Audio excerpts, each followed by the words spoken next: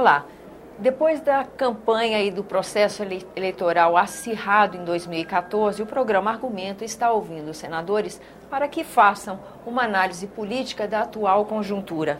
Como fica o Brasil nos próximos meses? Quais são os horizontes para 2015? Como vai se comportar situação e oposição aqui no Congresso Nacional e até mesmo como vai ser a relação entre os poderes? Nós vamos ouvir agora a análise da senadora Ana Amélia. Senadora, muito obrigada pela sua presença aqui no nosso programa.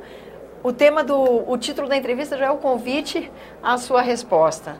Depois desse processo histórico que passamos em 2014, como é que ficam as forças que compõem esse nosso cenário político?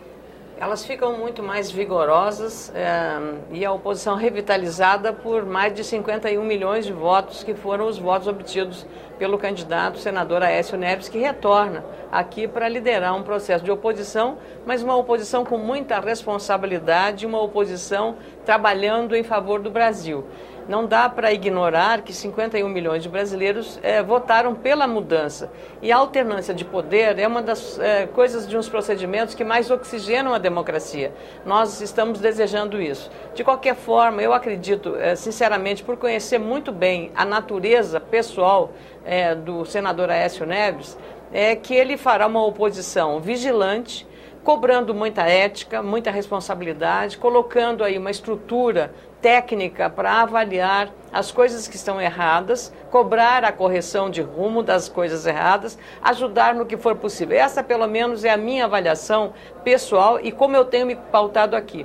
Evidentemente que com essa votação expressiva que teve o candidato PSDB, não é possível ignorar esta nova realidade. Aqui virão para o Senado figuras tarimbadas, figuras muito competentes, só para citar os dois maiores estados brasileiros, do ponto de vista da sua relevância, é o caso de José Serra, que vem, e também de Anastasia, o ex-governador de Minas Gerais, que chegam ungido pelas urnas. Sem falar em Tasso Gereissati, que já foi senador aqui, vindo do estado do Ceará, Álvaro Dias, que volta com 77% dos votos dos eleitores, o Romário, que é uma figura emblemática também do Rio de Janeiro, que apoiou Aécio Neves na eleição, e o senador Regufe, que é um jovem deputado aqui do Distrito Federal, da mesma forma. Então, veja, essa nova radiografia, esse novo perfil do Senado já é um indicador de uma mudança. A Câmara, por sua vez, vem com uma representação de 28 partidos políticos, ou seja,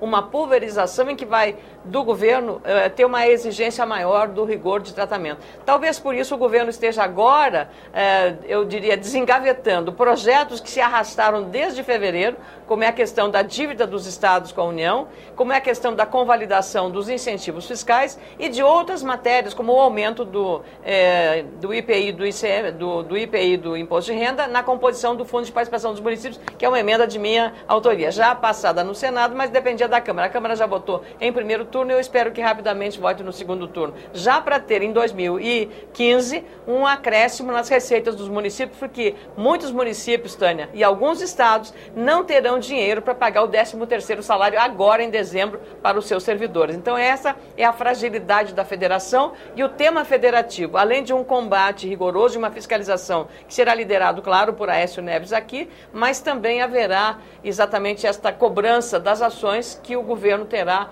de justificar a nação em nome dos 51 milhões de votos. Nós estamos vendo já nessa primeira semana de votações depois das eleições, essa pauta que já tem um viés econômico e também que tange as questões de pacto federativo, como a senhora estava falando.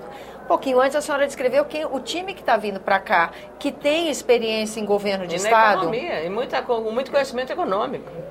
E essa campanha presidencial teve na pauta econômica também o seu grande centro de debates. Aí pergunto para a senhora, primeiro, com esse time que chega, vai ficar mais fácil tratar de pacto federativo? Porque nós estamos acompanhando, e a senhora várias vezes deu entrevista aqui no programa, sobre vários aspectos desse pacto que precisa ser remodelado, né? E a dificuldade que é tramitar isso na casa. Vimos também durante a campanha presidencial um embate tão aguerrido em torno de temas de pauta econômica. Então a expectativa para 2015 são temas densos ligados a essas questões que pouco avançaram nos últimos 2 anos e carregado nas tintas da polarização, como é que vai ser essa? Olha, veja só, vai começar aqui primeiro por uma cobrança à coerência. O discurso eleitoral da presidente que se reelegeu, Dilma Rousseff, qual foi? Foi o de certa forma, demonizar o adversário, Aécio Neves, dizendo que ele era o candidato dos banqueiros, do mercado, e queria trabalhar por alta de juros.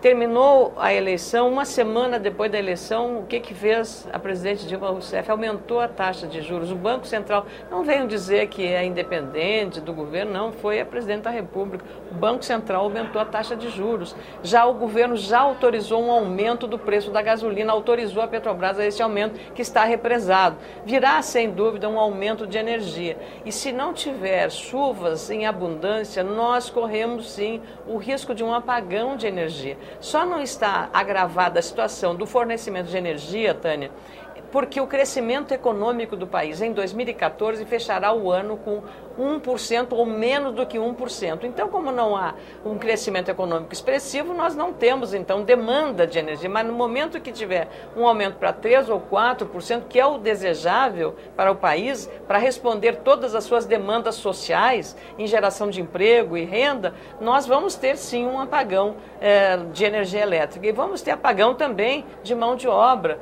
porque nós não estamos dando respostas adequadas na rapidez com que o país está exigindo. Então, vai ser um ano de bastante embate. Não, eu não diria um embate da disputa pela disputa política, vai ser um embate da realidade. Nós vamos fazer frente à realidade que o país vai enfrentar, mostrando quem está dizendo a verdade, quem esteve dizendo a verdade ou não durante o período eleitoral. E a expectativa é que realmente essa casa lide com esse tipo, concretamente, com fatos que vão precisar de resposta ligados à área econômica. Eu penso que a casa vai, além da sua missão constitucional, que é a questão federativa, que é a mais expressiva e a mais importante, é a questão federativa, mas ela vai centrar também nesta fiscalização, que ela pouco fez pela influência que tem o governo com excessivo número de medidas provisórias que asfixia a atividade legislativa.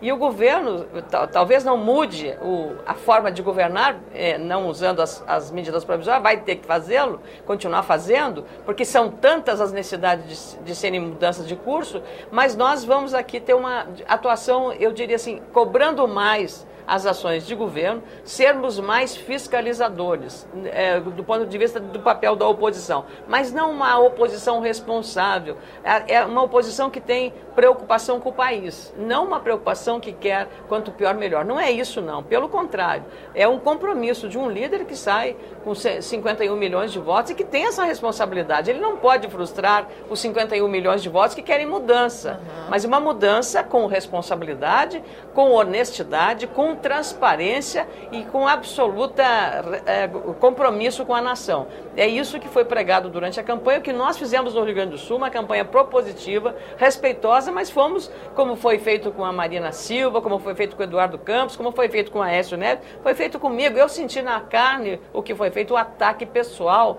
coisas absolutamente mentirosas, caluniosas. Então, mesmo com toda essa carga, né, que a gente chega, mas vemos dispostos a trabalhar, a objetivar um trabalho com seriedade. Não vem aqui fazer política com o fígado, com o ódio, com o rancor, não, absolutamente. Viemos aqui fazer política com a razão, e quando necessário com o coração também.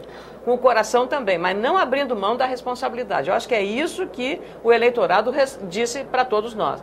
E o nosso líder Aécio Neves, ele disse claramente, quando alguém da oposição, ou mesmo um senador independente estiver falando, ele pense que ele não está falando no seu nome. E cada um está falando por 51 milhões de brasileiros. Então isso é uma carga que todos nós temos agora que responder adequadamente para não frustrar o país. Senadora, muito obrigada pela sua presença aqui no nosso programa. Obrigada.